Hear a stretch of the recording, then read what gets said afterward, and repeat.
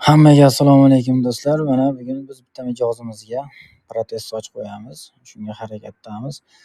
Sochlar yuvib tayyorlab oldik. Mijozni boshlarini ham sochlarini olib, protez soch tushadigan joylarini tozalab, to'g'rilab, shu protez sochga tayyor qilib oldik. Endi bo'lsa protez sochni qo'yishni boshlaymiz. Mana qo'ygan holatimiz. Do'stlar, ko'rasizlar, baho berasizlar. Soch o'zini tabiiy sochim bilan birga bir tushgan. Qulayligi zo'r, suv o'tkazadi, tahorat o'tadi.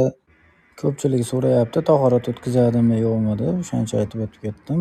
Bu sochdan tahorat qilsangiz, tahorat o'tadi. Bosh terlamaydi, qulay, olib yurishga ham.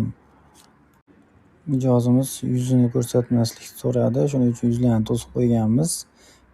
Ko'ringlar, mana soch tortganda ham chiqmaydi, bemalol yuvinsa, basseynlarda cho'milsa ham bo'ladi, bemalol. Kimdir tortsa ham ko'chib ketmaydi. Haligi ko'pchilik savol beryapti, shamolda tushib ketmaydimi, birov hazillashib tortsa chiqib ketmaydimi degan savollar bo'lyapti. Unaqa narsa yo'q. Soch birga bir tushadi, xudo xolasa. Kimga shunaqa xizmatlar kerak bo'lsa, bemalol aloqaga chiqaverasizlar.